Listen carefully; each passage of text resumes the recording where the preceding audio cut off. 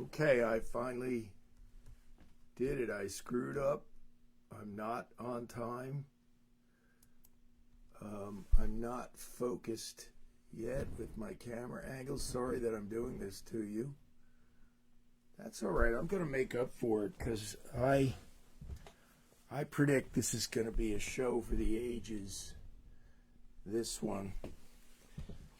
Isn't it great to be overconfident and say something that now you've got to live up to? Let me make sure my hat's on straight. It isn't. But how about some dead air to start this here and gone?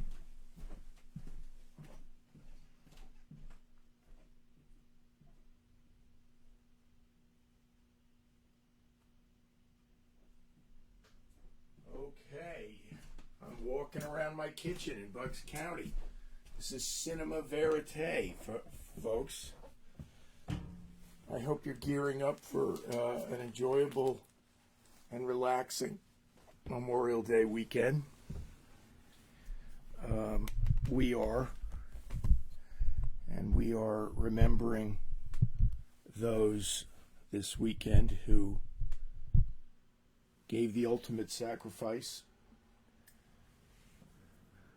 Remember, very important to make the distinction between this and Veterans Day. This is not the day the weekend to thank a vet. You go, well, can't you thank the vets anytime? Yeah, sure you can. But it diminishes the importance of Memorial Day to blend it in with another holiday. My uncle was a vet, and he was a decorated war hero. He won the Purple Heart in Korea, but this is not the weekend that I'll be thinking about him. Although I will think about him in thankfulness that he made it home, even though he was wounded. Mike Kuhn was his name. Some of you have heard me speak of him. I'm behind schedule a little, so I'm going to tune up my Strat for you guys. Check, 1, 2. I'm a little far from the microphone too, so I'll address that issue in a minute.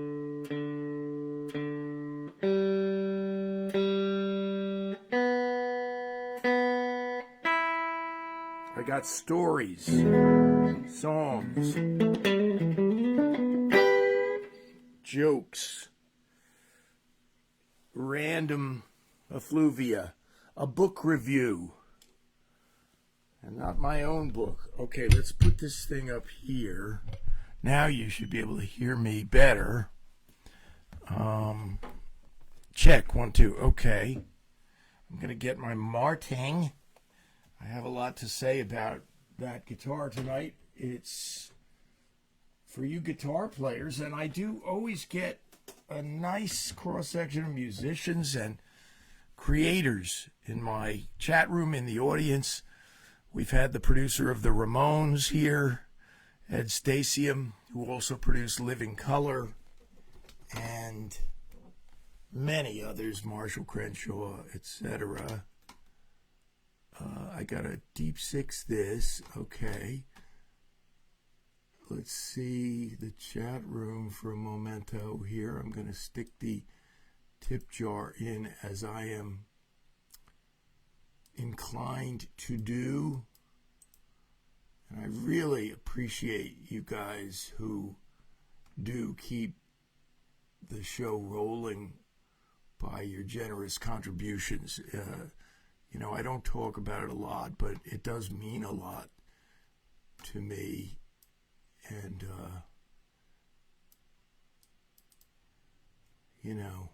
what can I tell you? Living the creative life is a blessing and a curse. Very hard to make ends meet at times. Okay, I got myself a cup of tea. There's Thelonious Monk. Can you see him? I can't see the monitor for a moment here. If if I put my hand, yeah, you can see him. The monitor's frozen up, which has been happening. But let me know if you're seeing everything the way you should. There's the tea, and I can see the teacup. There's Thelonious Monk, given to Eli by my lifelong friend and musical compatriot, Steve Philp, who we call Steve E. That's short for Steve Areno. He and I were talking this week about this guitar. Listen to that. See? Gee, there's just a sweet spot there that I found this week through the help of Livingston Taylor, my pal, who told me how to get a handle on tuning. Martins are known for this a little bit, friends. They're known for their flaky tuning in some ways. They're way, way, way less dependable than a Taylor, for example.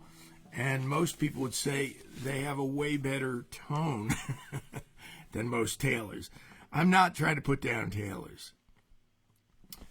Tonight, I want to give a shout out to a friend of mine, Chris Blasco, who's become better and better a friend as time has gone by. We started out with a Facebook friendship, but now we've spoken on the phone a number of times.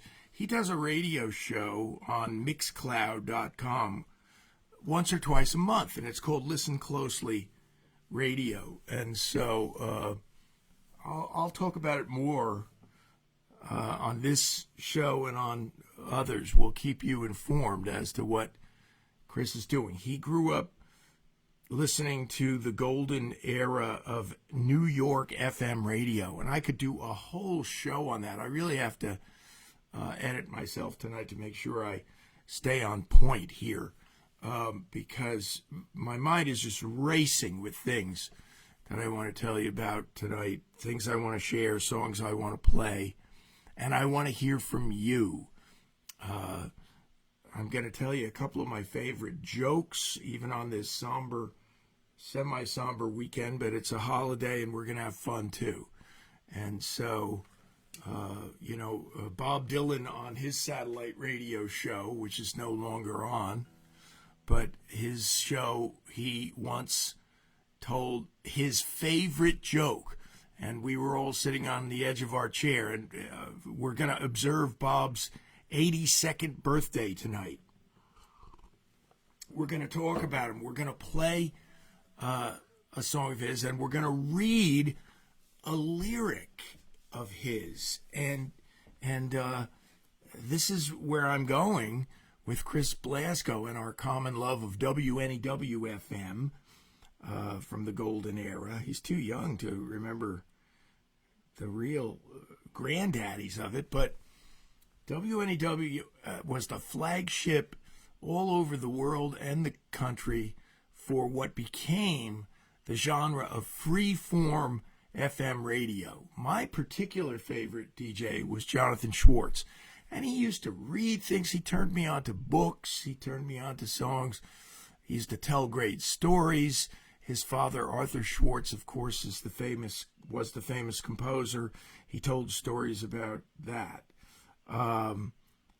Jonathan had a show on CBS in recent years, and then, I hate to even bring it up, he left the station under the kind of umbrella, the dark cloud of a scandal or something, He said something to a guy in a men's room, and I'm sorry to be skeptical, but this is political correctness run amok, in my opinion.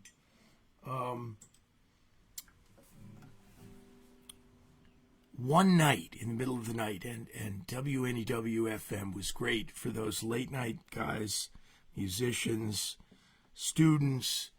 I was listening in high school. I would be up late studying or not studying. I would listen to Alison Steele, the Nightbird. One time Alison put a record on, and she was alone in the studio. She brought her little dog with her, but she was alone, and she went to the bathroom or something, and the record, there was no engineer, just her engineering her own show, and the record started to skip.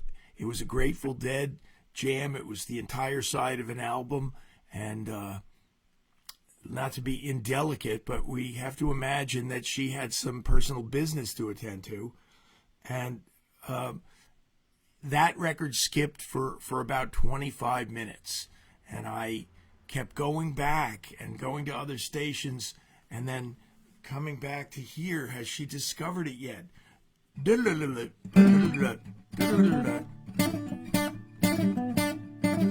It was like a lick by Jerry Garcia over and over and over again. And I thought, I don't believe this. And you might wonder, what does a professional do under those circumstances? And there's two schools of thought, and they're 180 degrees opposite.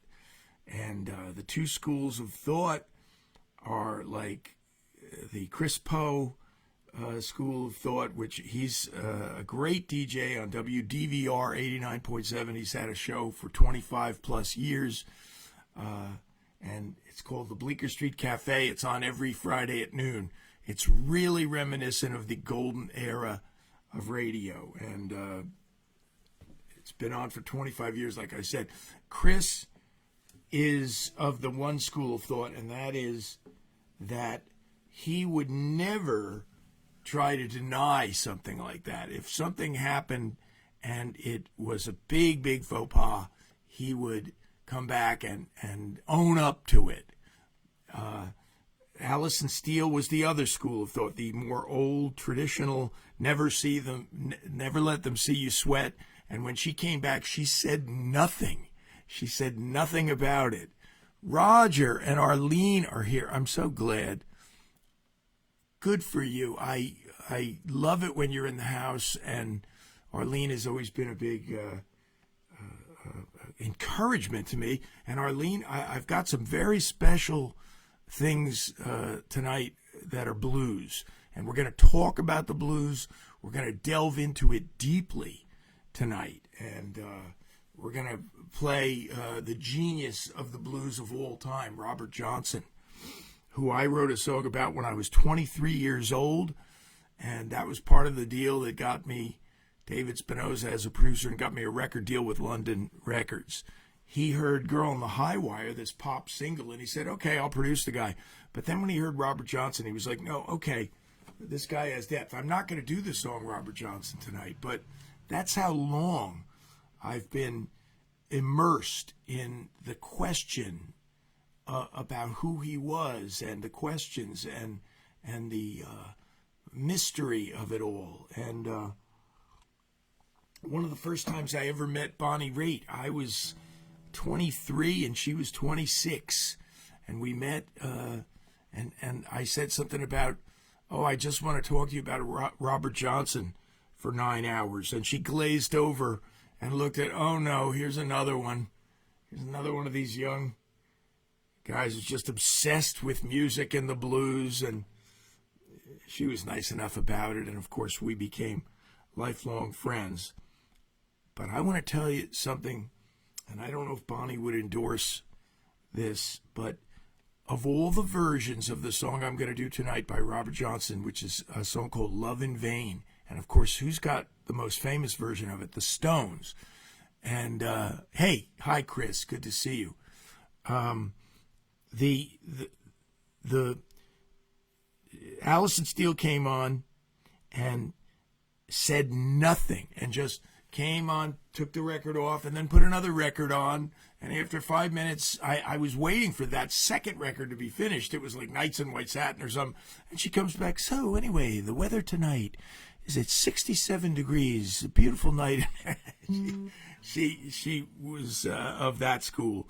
And I'm going to tell you about some difference that WNEW made in my life. It made a lot of differences in my life as a musician and as an artist and as a writer. But let me finish my thought. about Bonnie Raitt and Robert Johnson.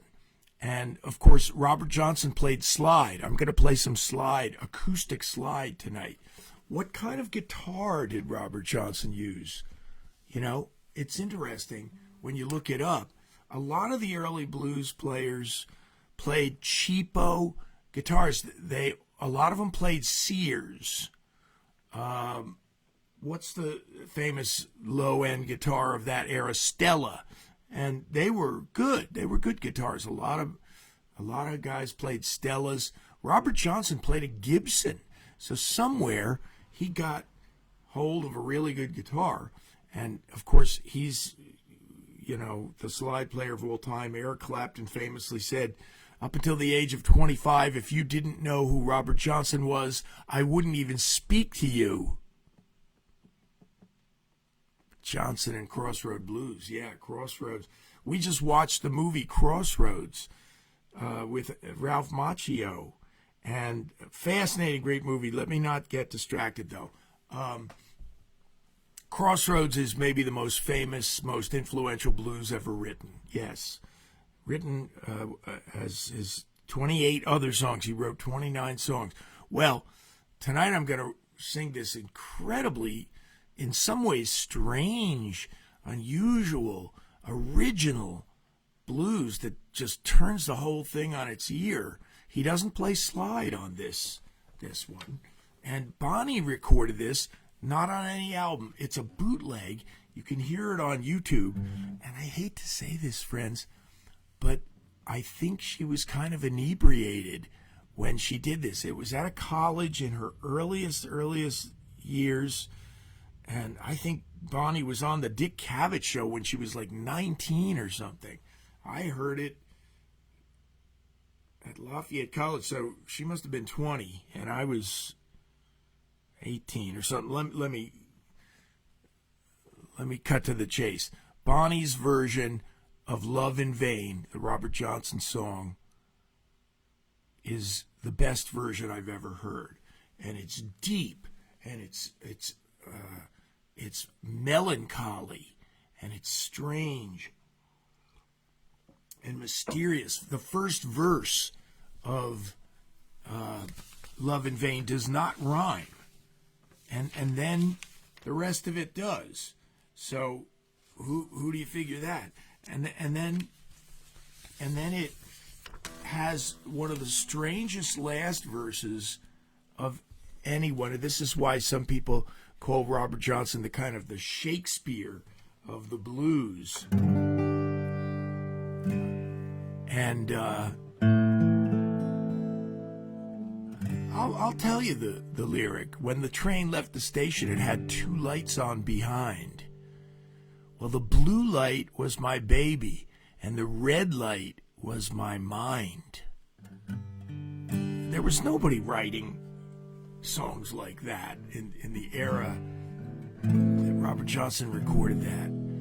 And another thing, just for you musicians and others who might be interested, there's a thing called the 5-chord in music, and Robert Johnson uses a strange chord in the key of G. He uses an A minor in the position of the 5-chord, which nobody's done before or since. I've never heard another blues that uses this. But let me, just as an intro, let me play a little bit of acoustic slide for you, just to get warmed up. It's taken me years to get into the groove of this.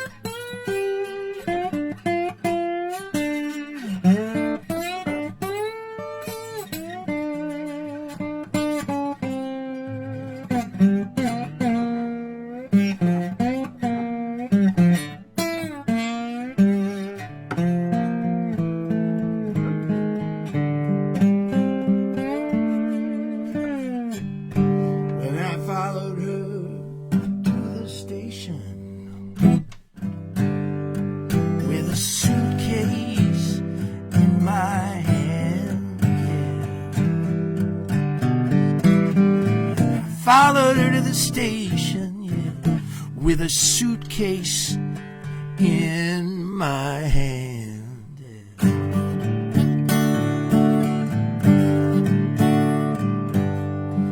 Well, it's hard to tell, it's hard to tell,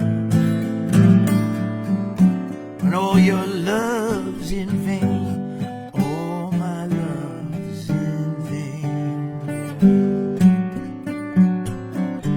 When the train rolled into the station, yeah, and I looked her in the eye, yeah.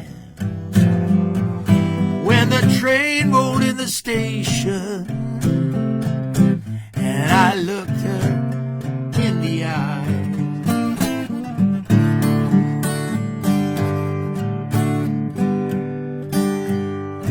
well, I was lonesome, so lonesome, that I could not help but cry. Oh, my love's in vain,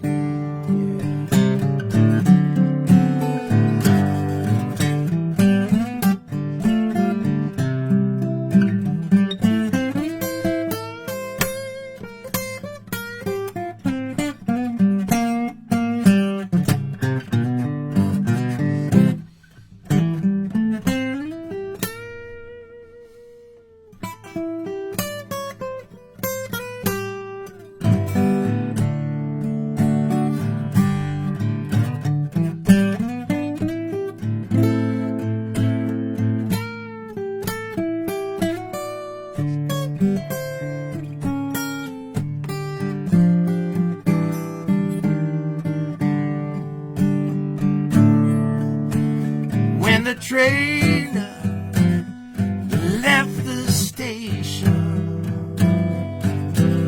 it had two lights on behind. When the train left the station, it had two lights on behind.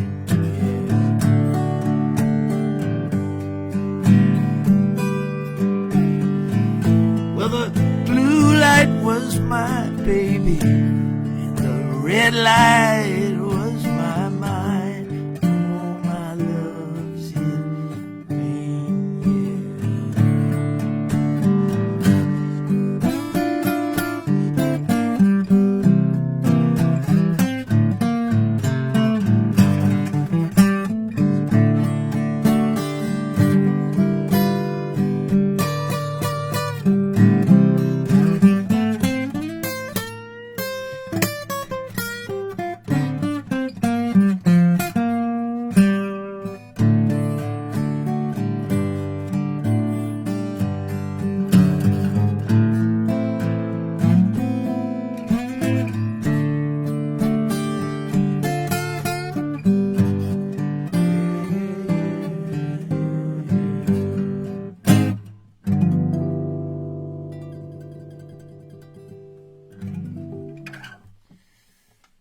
Clearly one of the greatest blues ever written by Robert Johnson, one of his 29 songs. I'm in a little bit different of a tuning tonight on my Martin. Like I said, I had questioned the master, the professor, Livingston Taylor, on this issue of tuning once, and he gave me some great tips. They're kind of technical, so I won't go into them right now unless a guitar player insists on it. These are old strings. They should be poorly intonated, these strings, at this point. They're months and months and months old with hundreds of hours of play on them. So this little tempered scale thing that I've done is working. You know that James Taylor himself has invented a tuning system for his guitar, and it's based on cents. There's 100 cents between a G and a G sharp. 100 gradations, and James tunes down his strings up to 12 cents, and not all of them. Some of them are tuned down slightly different. He's zeroed in on how accurate he wants it to be, and he does it because he uses the capo a lot, and a capo puts a guitar sharp. Where did I see somebody just today or yesterday playing? Oh, it was Liz Phair. This is a very unusual person to bring up in this conversation, but Liz Phair is going out soon to perform the entire album Exile in Guyville, which is one of the greatest albums ever made, in my opinion. And she's going out, and she was playing a Stratocaster with a capo on it. So, yeah, people even capo electric guitars if they're so inclined. Now, I want to do my Memorial Day song for you, but before I do, maybe I'll do this little tribute to Dylan's birthday and talk about Eddie W. Well, see, in the middle of the night one night, years and years ago, I was not a Springsteen appreciator, and I got on board very, very late with Springsteen. I just didn't see it. I couldn't see it, and I basically didn't like that musical style all that much. So don't hold it against me. Now I love him. I love him, and it all started, my love for him, when a DJ named Richard Neer, who was the overnight guy on WNEW-FM, said, hey, let me do something. I'm going to read a lyric. This is the kind of thing that happens on freeform radio, and it probably happens on Chris Blasco's show, and it certainly happens here in my kitchen. The fact is, I'm going to read a Dylan lyric, the same lyric that I sang last week. It's just, to me, one of the great lyrics ever written. And Dylan was immersed in poetry and studied it seriously, but make no mistake about it, Dylan understands the huge difference between poetry and lyric writing. This lyric that I'm about to read is not poetry as much as it might resemble it in some ways. It's a song lyric that's filled with thought-provoking ideas, and it's filled with truth. And that's really hard to do when you're talking kind of on a philosophical plane like Dylan does sometimes. And remember, he also wrote To Make You Feel My Love, which was #1 in every country in the world by Adele. So Dylan, let's celebrate his life at the age of 82. He's still out there doing it. Richard Neer read an up-tempo rock song by Springsteen called Badlands that was about the difficulties he was having in the music business and the getting out of his horrible situation with a manager who was a crook. You've heard that one before. And I won't mention his name. I really don't care. I'm not into pointing him out at this point or even giving him any publicity.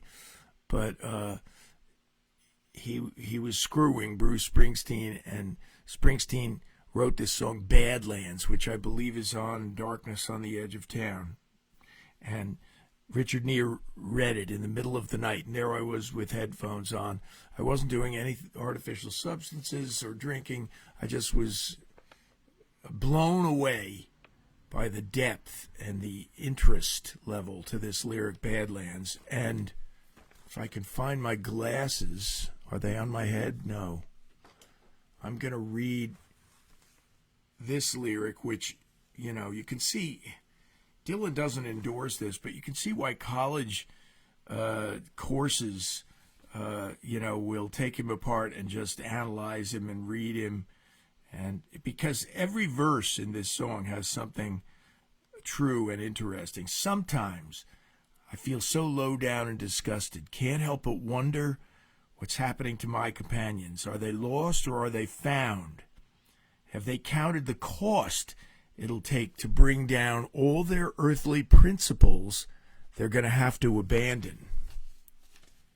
And there's a slow train coming up around the bend. I had a woman down in Alabama. She was a backwoods girl, but she sure was realistic. She said, boy, without a doubt, you have to quit your mess and straighten out. You could die down here, be just another accident statistic. And there's a slow train coming up around the bend. All that foreign oil controlling American soil. Look around you. It's just bound to make you embarrassed. Sheiks walking around like kings, wearing fancy jewels and nose rings, deciding America's future from Amsterdam and to Paris. Man's ego is inflated. His laws are outdated. They don't apply no more. You can't rely no more to be standing around waiting. In the home of the brave, Jefferson turning over in his grave, fools glorify themselves trying to manipulate Satan. And there's a slow train. Big-time negotiators, false healers and woman haters, masters of the bluff and masters of the proposition. But the enemy I see wears a cloak of decency. I think that line could be delivered. But the enemy I see wears a cloak of decency. All non-believers and men stealers talking in the name of religion. And there's a slow train coming up around the bend. People starving and thirsting. Grain elevators are bursting. You know, it costs more to store the food than it does to give it. They say lose your inhibitions, follow your own ambitions. They talk about a life of brotherly love. Show me someone who knows how to live it. There's a slow train coming up around the bend. Well, my baby went to Illinois with some bad-talking boy she could destroy. A real suicide case, but there was nothing I could do to stop it. I don't care about economy. I don't care about astronomy. But it sure does bother me to see my loved ones turning into puppets. And there's a slow train coming up around the bend, and then it just fades out in that great groove that studio band did with Mark Knopfler. Dylan's songs don't end conventionally. They're still talking about something important when the song is over. They're not like O. Henry stories. I write songs a lot of times. I'm afraid that I write songs with punchlines. A song is a short little story to me, and I like the kind of O. Henry convention of putting something at the end that really gets your attention. But Dylan's I dare say, above that. Now, in 2015, I released my last album of original songs, and I'm working on another now. It's been a long time. It has gone by as quickly as it seems with COVID and all that. But I've been writing an incredible amount. But before I leave those songs in the dust, I'm going to sing the title track to my last album of originals, which is on iTunes, it's on Spotify, blah, blah, blah. And the song is called I Can't Stop Myself. And this is in honor of those who've fallen in service to our country on Memorial Day weekend.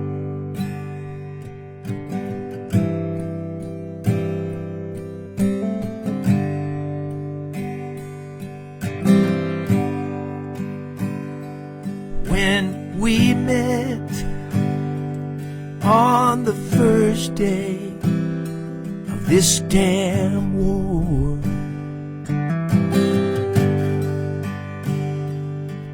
it all seemed so far away.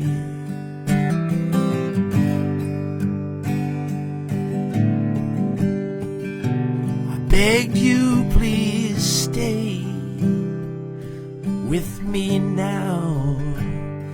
And then you said, I just can't stop myself. I have walked down the brightest of country roads,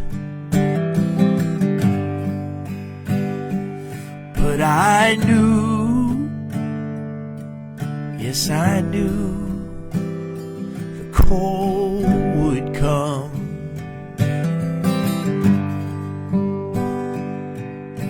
I tried not to think of how your hand once felt in mine,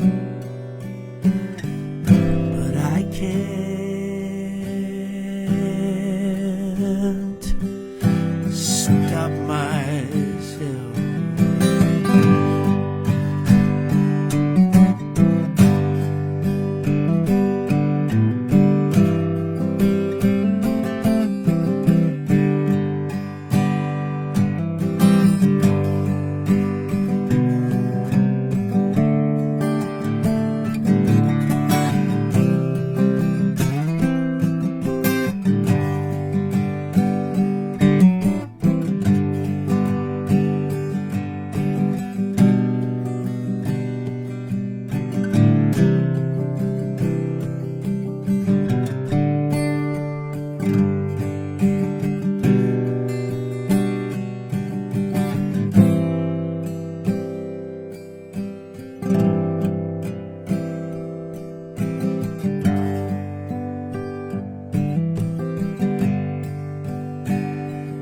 I go down to the station to meet your train.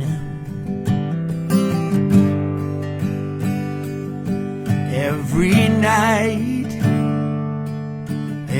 night around this time,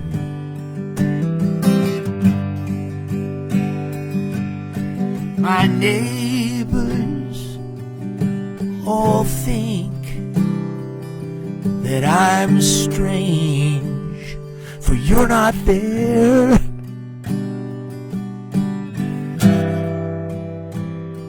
But I can't stop myself.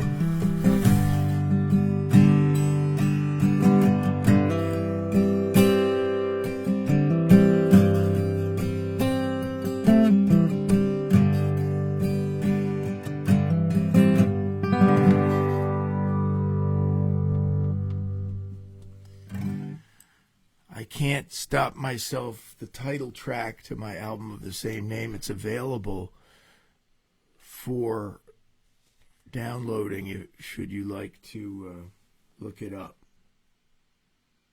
on iTunes, Spotify, etc.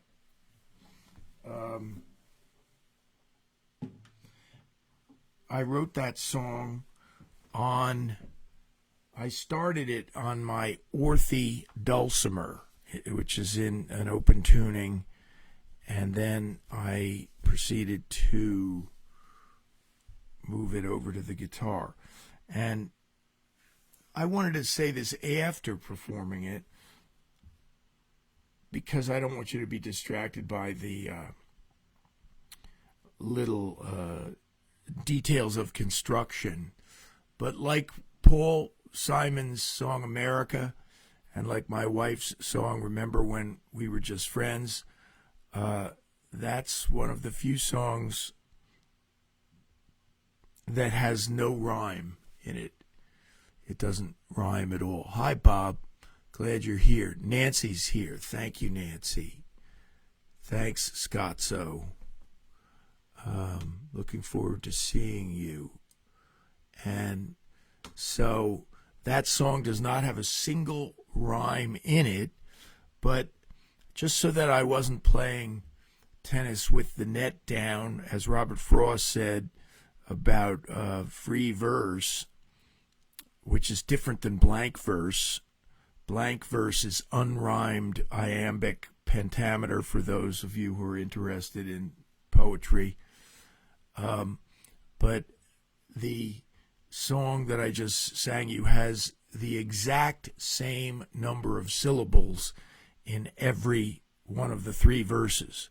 And believe me, you have to concentrate when you do that, because nowadays people really write songs and they kind of are very free with the syllabic content and sing kind of phrasing whatever way they want, and that's fine.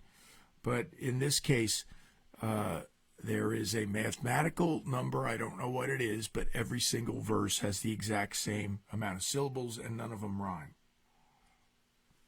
More than you ever wanted to know about it. When I get deeply into the blues, and I have been deeply into it for years, it sometimes leads to something like this, where I write a book, and the book is about an old blues singer and a shocking incident in the city of Chicago, and it's called There Must Be a Better World Somewhere. It's on Amazon. It's $9.99 for this book, and I stand behind it. I don't want to say proudly, that always goes before a fall, but I believe in it. I believe in this book and in my work that I put into it. This is my more recent book. It's a children's book about a ukulele playing, garbage can dwelling raccoon. And he's real. I saw Garbo in our garbage can, and he was strangely friendly. I don't know, he was trying to get food off of me or something, but he just sat there looking at me. He didn't run. And then later he actually came up and sat on the stairs. So I just was dying. I was dying to feed him. And everything I've heard about doing that waves you off of doing that. So I didn't. I want to tell you that the temptation there was great to feed Garbo. Why? Why did they tell you it's the worst idea? They said because he'll bring his friends later, and that's it. You'll never get rid of them. They'll break into your basement and live there, you know. So Clapton this past week was 78 years old. He turned 78 March 30th. What a towering figure of the 20th century. Hi, Heidi. That is really interesting. What a coincidence. I have an album. It's actually an EP of patriotic songs. And I had such high hopes for that album. Let me bare my soul to you for a minute. I just thought that everybody in the world was going to download this album that I did called American Guitar, and nobody did. Nobody noticed it. I just am the world's worst salesman or whatever, but I'll play you one of the songs off of it tonight because Heidi reminded me of it, and I will do that before the end of the show.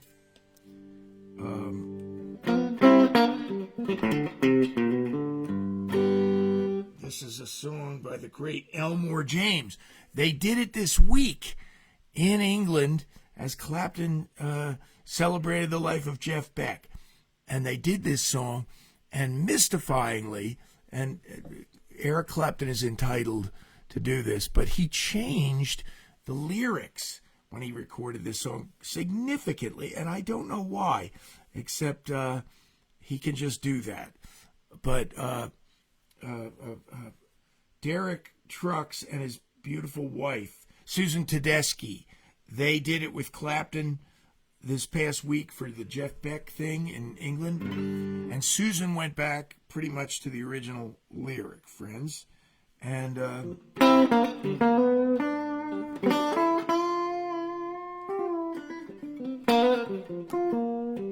Elmore James was a slide player like Robert Johnson, but Elmore James largely played electric slide. I don't know if I'm going to do that. Thanks, Heidi. I appreciate that.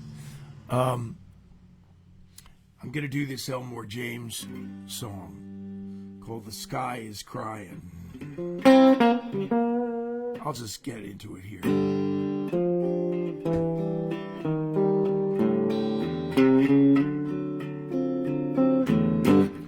The sky is crying. Look at the tears roll down the street, yeah.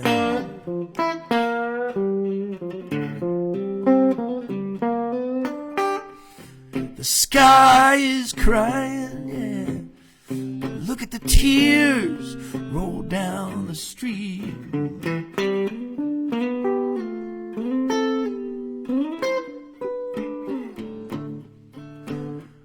I'm waiting, looking for my baby, and I wonder where she might be. I saw my baby one morning, and she was walking down the street.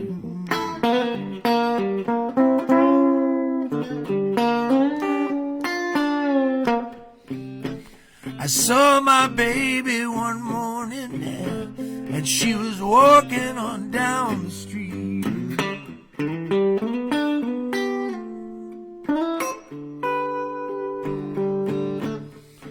Made me feel so good until my poor heart skipped a beat.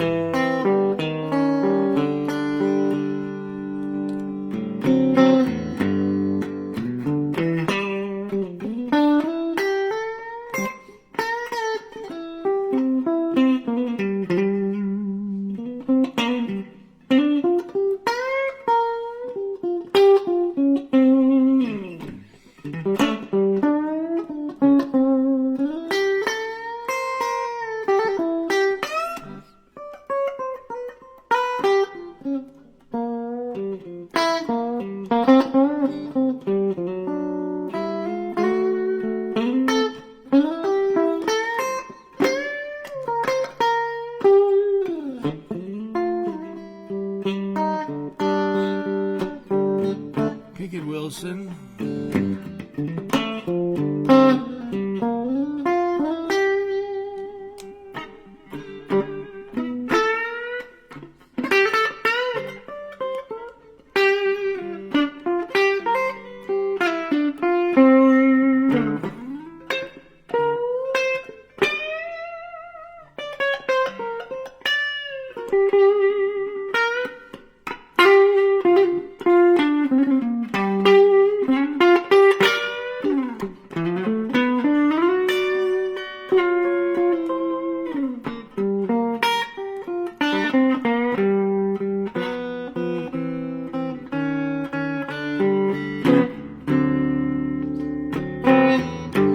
I've got a bad feeling, yeah, that my baby don't love me no more.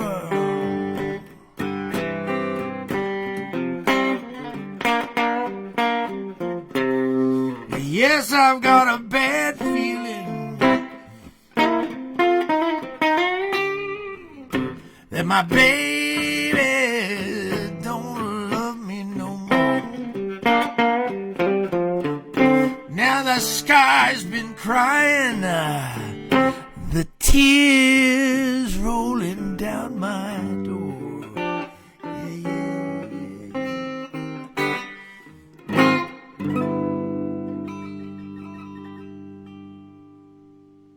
yeah. Well, let me tell you how I arrived at that performance, to pull the curtain back and explain to you a little bit about my process. I I tried it about 15 different ways this week. I changed it to a minor key. I did a modulation in it. But I did go back to the original Elmore James lyric, and I'm happy I did. I wanted to keep his intentions intact for the meaning of the song.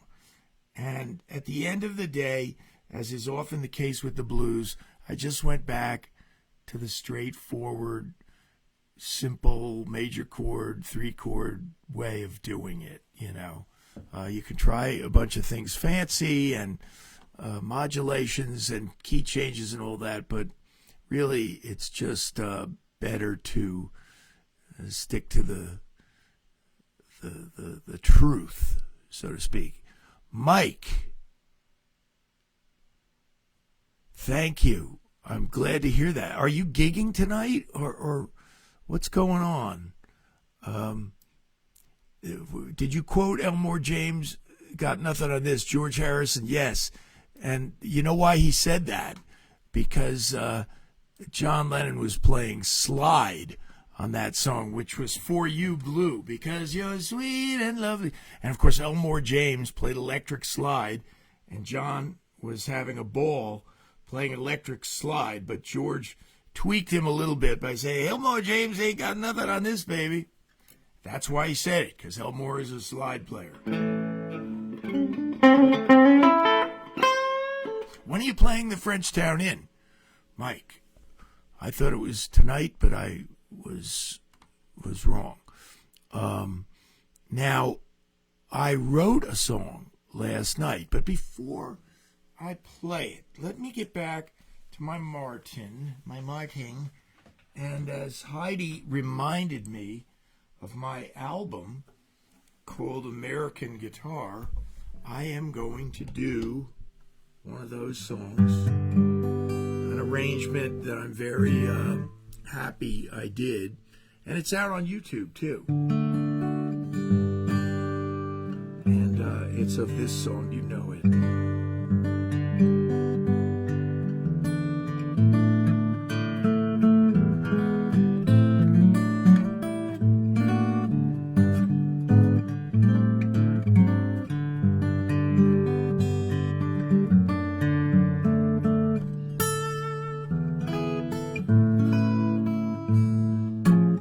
Whoops.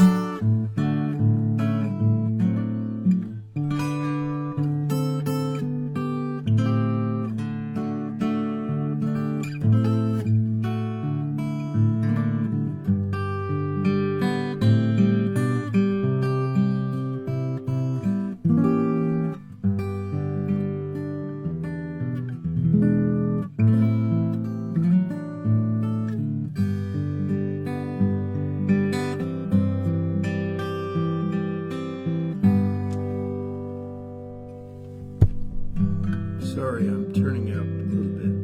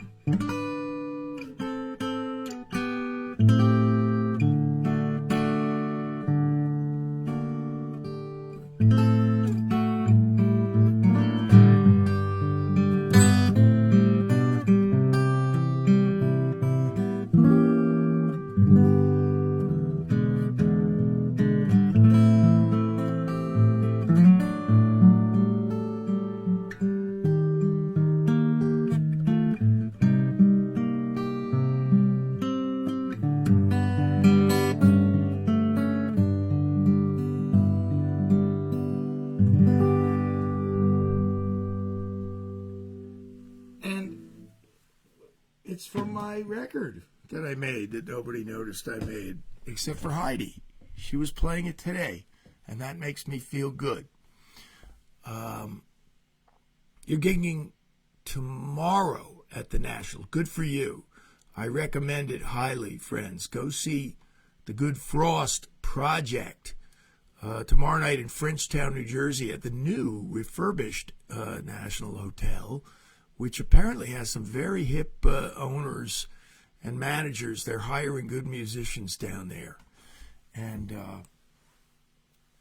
if I wasn't gigging, I probably am going to do another show tomorrow night from the kitchen. But if the planets align, I might toddle down there and see those guys. They're a blast to see. Now, oh, goodness gracious. I'm going to run out of time here, friends. I said I was going to review this book tonight, and I'm not going to have time to really do an in-depth review. But I'm reading this book that apparently was under my radar all these years.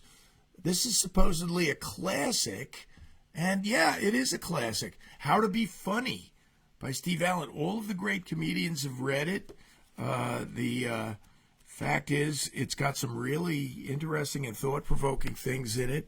One of his favorite jokes, Steve Allen says, was by the radio show guy Fred Allen, who said, this is one of Steve Allen's favorite jokes. He says, at my farm, the scarecrow is so effective that crows are bringing back corn they stole 2 years ago. That's an old 1930s joke, and friends, that's bizarre. That's bizarrely funny. What's Bob Dylan's favorite joke of all time? It's my favorite joke of all time, and he's told this on satellite radio. He said his favorite joke of all time is, waiter, this coffee tastes like mud. Well, it was fresh ground this morning.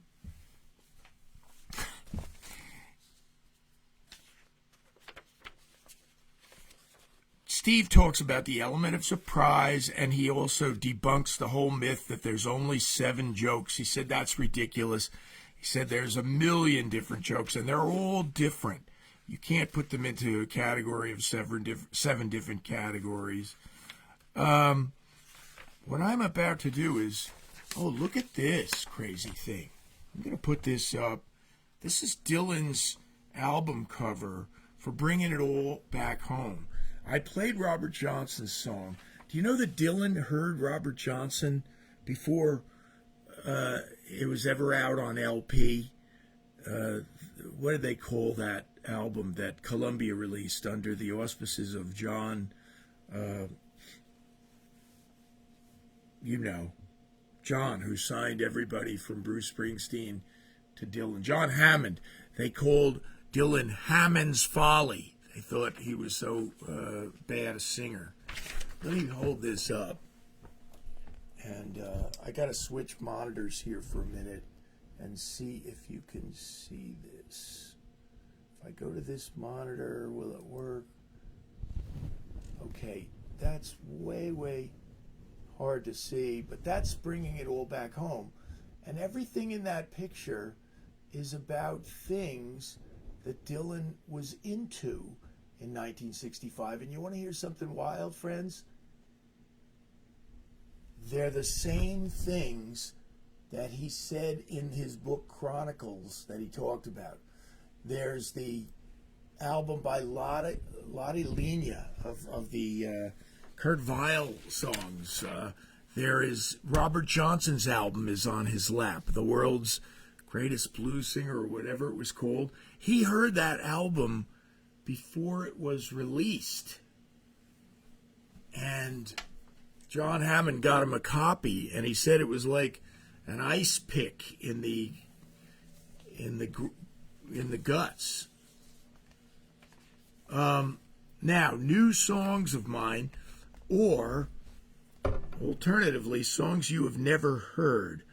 This is a song that I wrote actually some years ago, and I've never played it before in public. I actually played it once for my brother-in-law, Scott, at his house, and then I tabled it. I put it away, and for whatever reason, I put it away, and now I've taken it out, and I it works for me now to do this. It's not exactly easy to sing, but you guys be the judge of this song. I'm going to go a little overtime tonight. There's no getting around it. But I might do Here and Gone Memorial Day Weekend Part 2 tomorrow night, because I didn't even get to half the things I wanted to do tonight.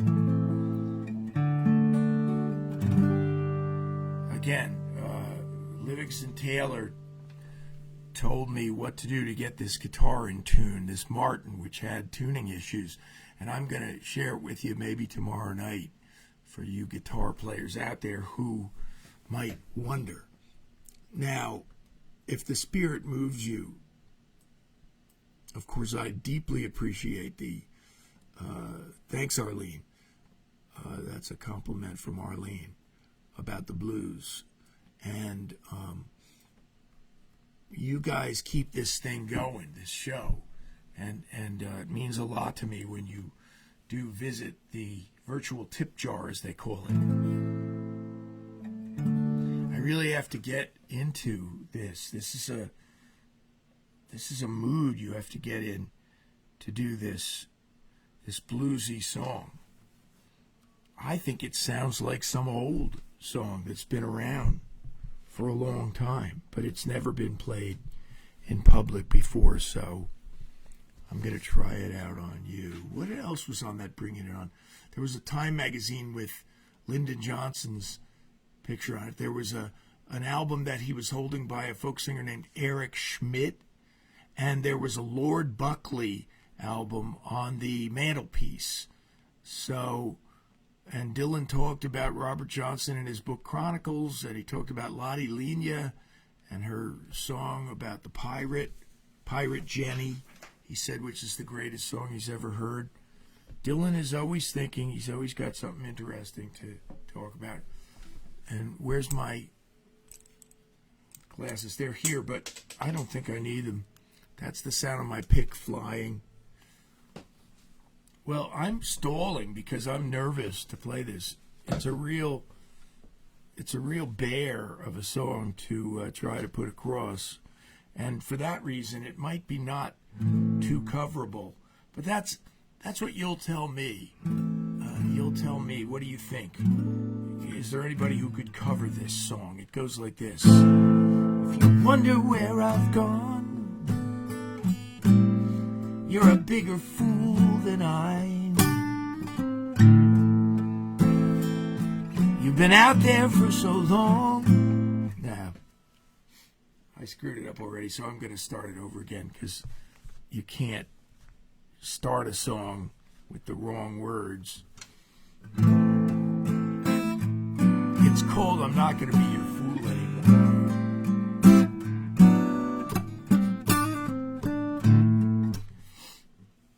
I want to get this whole thing right. I did it on my couch last night, and it sounded wild. If you wonder where I've gone, you're a bigger fool than me.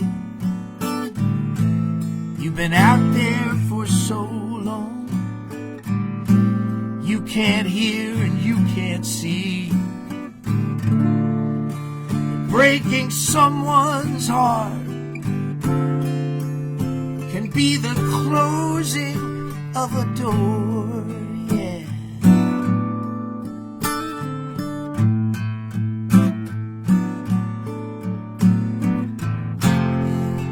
I wrote this note to tell you I'm not gonna be a fool anymore.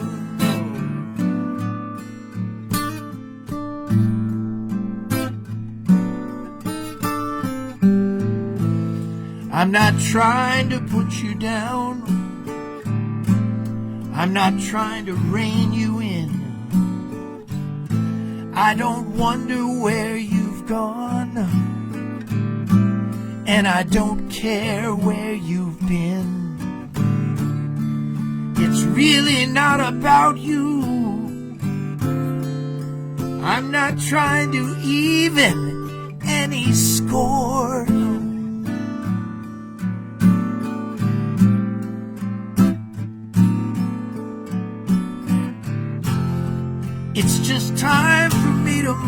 move on.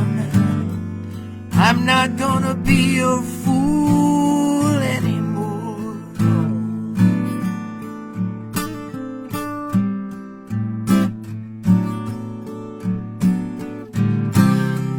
Here is where I make my stand for myself, baby. I'm not gonna let some fool drag me down. No, no, no, no.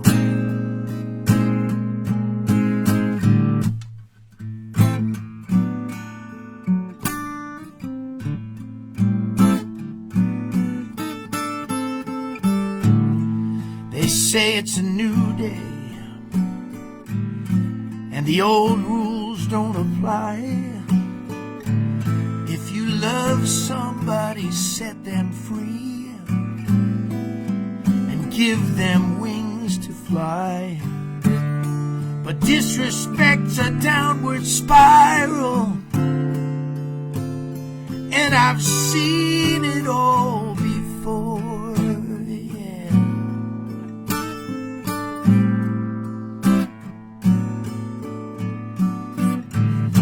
So goodbye and thanks for nothing.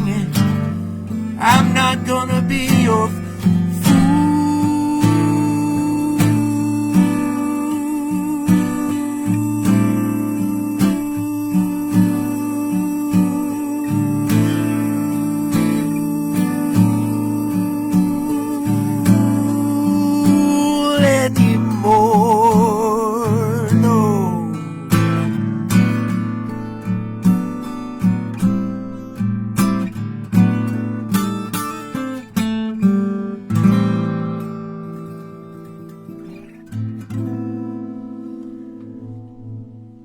that took a lot out of me, so I'm gonna, I think, see you again tomorrow night. But if you're in the mood to go out, go to the Frenchtown Inn and see the Good Frost Project. God bless you. Have an enjoyable Memorial Day weekend. Remember those who paid the ultimate sacrifice for our country. And hope to see you again soon.